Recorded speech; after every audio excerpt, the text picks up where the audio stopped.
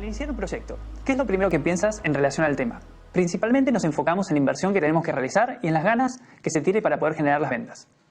Usualmente nos preocupamos de la contabilidad cuando la entidad fiscal nos toca la puerta para el pago de los impuestos. En algunas ocasiones se podría decir que este acto puede ser la primera vez que un emprendedor se relaciona con la contabilidad como base a sus declaraciones fiscales. La contabilidad, al principio, es vista como una serie de operaciones que son reflejadas en los libros autorizados, que son los libros contables, pero en realidad es mucho más que eso. Estos registros son fundamentales porque son la base para preparar los estados financieros, es decir, los informes que muestran la situación económica y financiera de un negocio para la toma de decisiones. Asimismo, nos permiten tener acceso al capital, pero no como persona natural, sino como persona jurídica. En esta oportunidad conocerás algunos elementos básicos que debes considerar en la gestión contable de tu emprendimiento.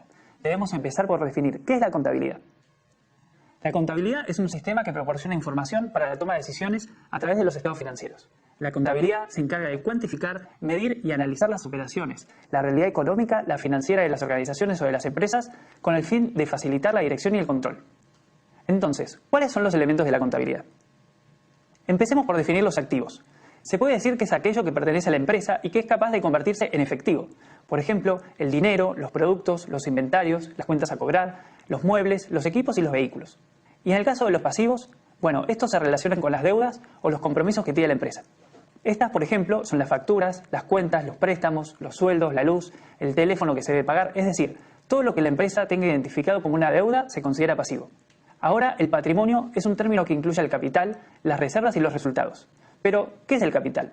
Es el aporte que otorgan los socios para formar un negocio. Las llamadas reservas corresponden a los porcentajes que se toman de los resultados positivos de la empresa y los resultados se refieren a la utilidad o pérdida que haya tenido la empresa en un periodo determinado. Los ingresos básicamente se refieren a las ventas y a las entradas de dinero que realiza la empresa, y los gastos se refieren generalmente al pago de los servicios, por ejemplo la luz, el agua, los teléfonos, el sueldo, la publicidad, el marketing, los seguros, los alquileres, las comisiones de los vendedores, entre otras cosas. Entonces, podemos determinar que un activo es lo que tiene la empresa y se puede convertir en dinero. El pasivo es lo que debe la empresa. El patrimonio es la suma del capital, las reservas y el resultado. Los ingresos son las ventas y las entradas de dinero y los gastos son los pagos que se realizan.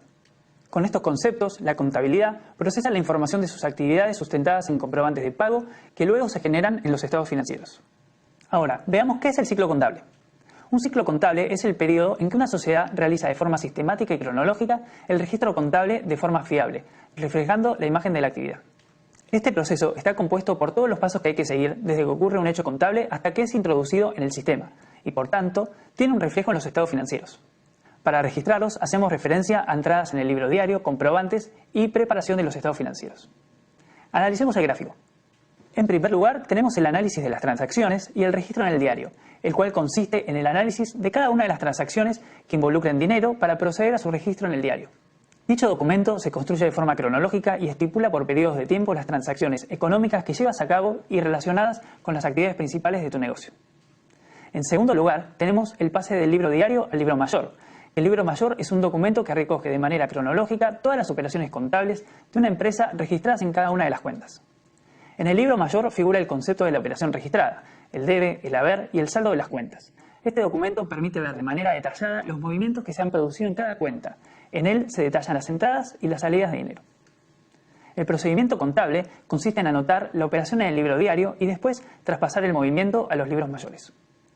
En tercer lugar, se presenta la elaboración del balance de comprobación, ajustes y cierres. Consiste en determinar los saldos de las cuentas del libro mayor y en comprobar la exactitud de los registros.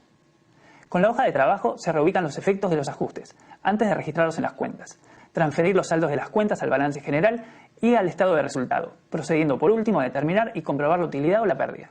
Luego se registran en el libro diario los asientos de ajustes, para pasarlos finalmente al libro mayor y que las cuentas muestren los saldos correctos y actualizados. Por último, tenemos la elaboración de los estados financieros, que consiste en reagrupar la información proporcionada por la hoja de trabajo y elaborar un balance general, un estado de resultado, un estado de flujo de efectivo y un estado de cambio en el patrimonio. La vida de un negocio se divide en ciclos o años contables, y esto a su vez se divide en 3 etapas. Profundicemos en cada una. La etapa de apertura se presenta cuando comienza la actividad, es decir, la empresa abre su año contable y comienza a realizar transacciones económicas que van siendo recogidas en sus libros contables, tanto en los obligatorios como en los auxiliares. En la etapa de movimiento es cuando se realiza el registro de las transacciones.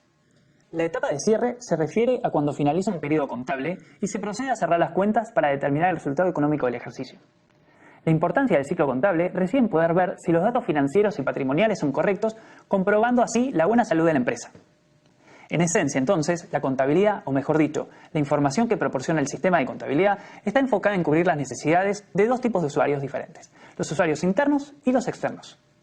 Los usuarios internos, es decir, los administradores de una entidad económica, representados principalmente por los funcionarios de los niveles superiores, tales como la dirección general o los gerentes de área, tienen la necesidad de monitorear el desempeño de la entidad para la cual trabajan y el resultado propio de la empresa. Por otro lado, se encuentran los usuarios externos de la contabilidad, los cuales se pueden clasificar en tres. Los primeros son los acreedores, que son las personas o instituciones a quienes se les adeuda el dinero.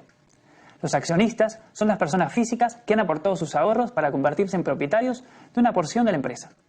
Y las autoridades gubernamentales y organismos reguladores que tienen la obligación legal de recaudar un porcentaje de las utilidades en forma de impuestos. Por otro lado, se encuentran los analistas financieros y el público inversionista, que utilizan dicha información con el objetivo de lograr un beneficio propio.